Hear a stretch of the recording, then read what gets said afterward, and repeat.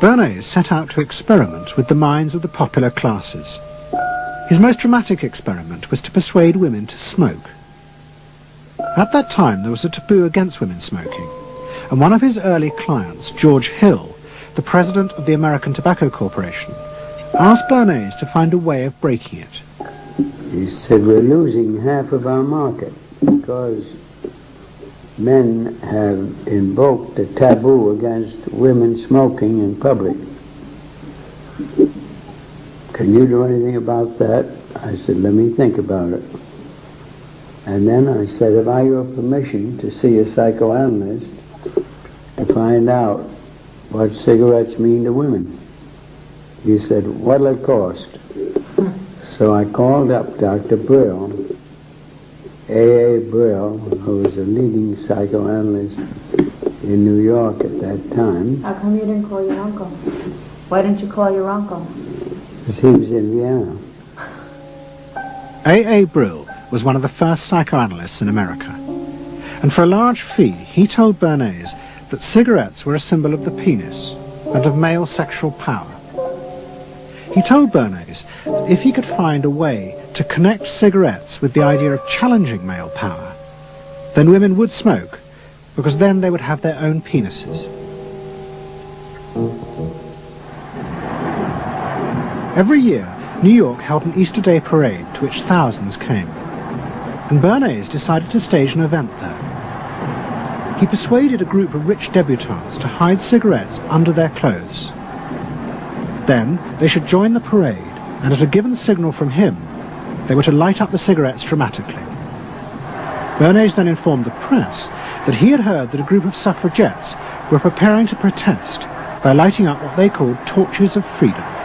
He knew this would be an outcry, and he knew that all of the photographers would be there to capture this moment, and so he was ready with a phrase which was torches of freedom. And so here you have a symbol, women, young women, debutantes, smoking a cigarette in public with a phrase that means anybody who believes in this kind of equality pretty much has to support them in the ensuing debate about this, because torches of freedom. I mean, what's on all American coins? It's liberty. She's holding up the torch.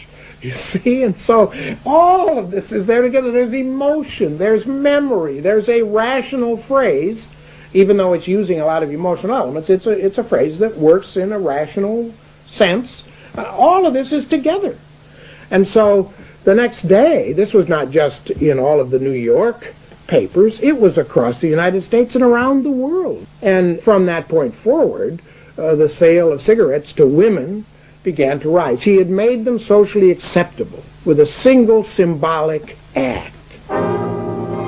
What Bernays had created was the idea that if a woman smoked, it made her more powerful and independent, an idea that still persists today.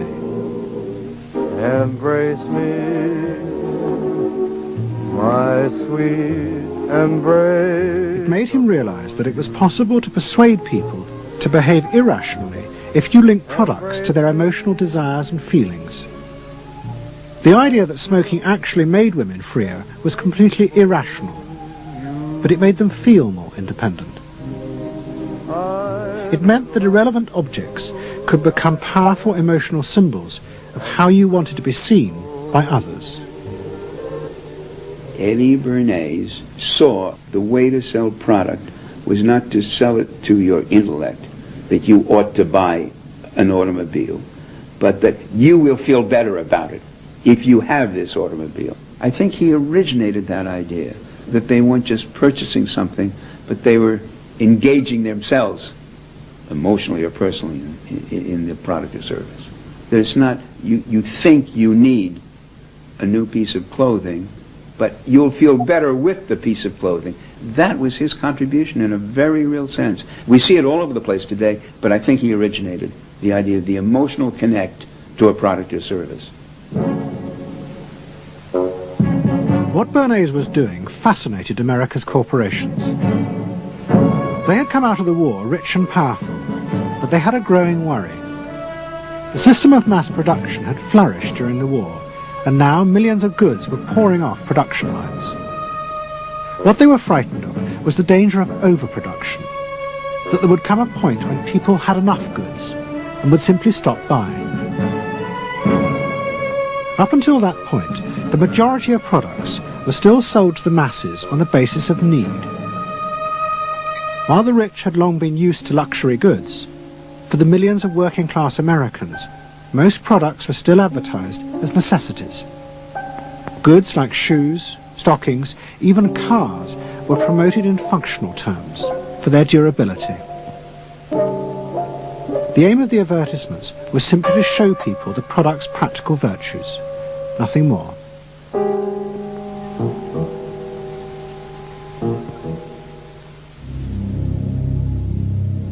What the corporations realized they had to do was transform the way the majority of Americans thought about products. One leading Wall Street banker, Paul Mazur of Lehman Brothers, was clear about what was necessary. We must shift America, he wrote, from a needs to a desires culture. People must be trained to desire, to want new things even before the old have been entirely consumed. We must shape a new mentality in America. Man's desires must overshadow his needs. Prior to that time, there was no American consumer. There was the American worker, and there was the American owner, and they manufactured and they saved and they ate what they had to, and the people shopped for what they needed. And while the very rich may have bought things they didn't need, most people did not.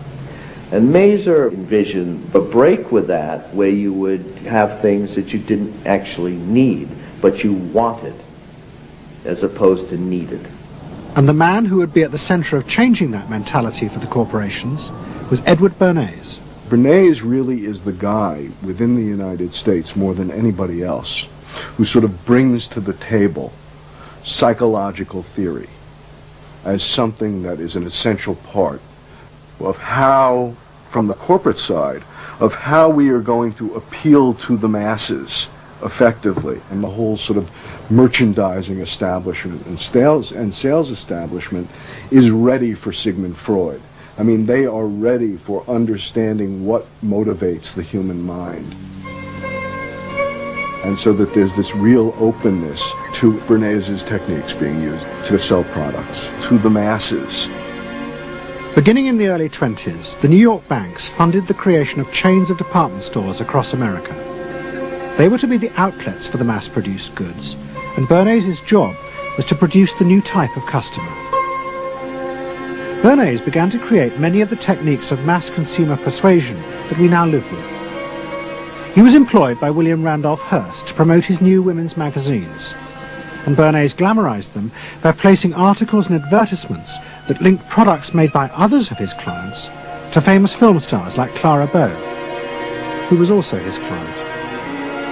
Bernays also began the practice of product placement in the movies, and he dressed the stars at the film's premieres with clothes and jewelry from other firms he represented. He was, he claimed, the first person to tell car companies they could sell cars as symbols of male sexuality. He employed psychologists to issue reports that said products were good for you, and then pretended they were independent studies. He organized fashion shows in the department stores, and paid celebrities to repeat the new and essential message. You bought things not just for need, but to express your inner sense of yourself to others. There's a psychology of dress. Have you ever thought about it? How it can express your character? You all have interesting characters, but some of them are all hidden. I wonder why you all want to dress always the same, with the same hats and the same coats.